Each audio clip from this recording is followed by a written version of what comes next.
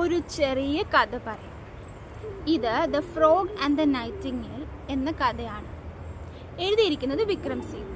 ഒരു രാത്രിയിൽ ഒരു കാട്ടിൽ ഒരു നൈറ്റിംഗേൽ പാടാൻ തുടങ്ങി. അവളുടെ ശബ്ദം അത്ര മനോഹരമായിരുന്നു. എല്ലാ മൃഗങ്ങളും അവളെ കേൾക്കാൻ വേണ്ടി കൂടുമായിരുന്നു. പക്ഷെ ആ കുളത്തിൽ ഒരു തവള ഉണ്ടായിരുന്നു. വർഷങ്ങളായി അവിടെയൊക്കെ ശബ്ദമുണ്ടാക്കിയത് ആ തവള മാത്രമായിരുന്നു. നൈറ്റിംഗേൽ പ്രശസ്തയാകാൻ തുടങ്ങി.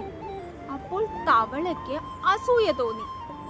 അവൻ അവളോട് പറഞ്ഞു, നിന്റെ പാട്ട് അത്ര നല്ലതല്ല, നിനക്ക് എന്റെ ട്രെയിനിങ് വേണം. ദുർഭാഗ്യവശാൽ നൈറ്റിംഗേൽ സ്വന്തം കഴിവിൽ വിശ്വസിച്ചില്ല. അവൾ തവള പറയുന്നത് എല്ലാം വിശ്വസിച്ചു. അവൾ കൂടുതൽ പ്രാക്ടീസ് ചെയ്തു അവനെ സന്തോഷിപ്പിക്കാൻ. ഒരു ദിവസം അധികമായി ശ്രമിച്ച് അവൾ തളർന്നു വീണു. പിന്നീട് തവള എന്താ ചെയ്തത്? അവൻ വീണ്ടും കുളത്തിലേക്ക് പോയി തൻ്റെ പാട്ടുകൾ പാടാൻ തുടങ്ങി. ഈ കഥയുടെ സന്ദേശം വളരെ സിമ്പിളാണ്. പല ആളുകളും സ്വന്തം കഴിവിനെ അണ്ടർ എസ്റ്റിമേറ്റ് ചെയ്യുന്നു. മറ്റുള്ളവർ പറയുന്നതിൽ വളരെയധികം വിശ്വസിക്കുന്നു.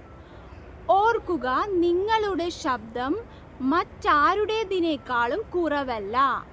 ഈ വീഡിയോ ഇഷ്ടപ്പെട്ടെങ്കിൽ ലൈക്ക് ചെയ്യൂ. ചാനൽ സബ്സ്ക്രൈബ് ചെയ്യാനും മറക്കല്ലേ.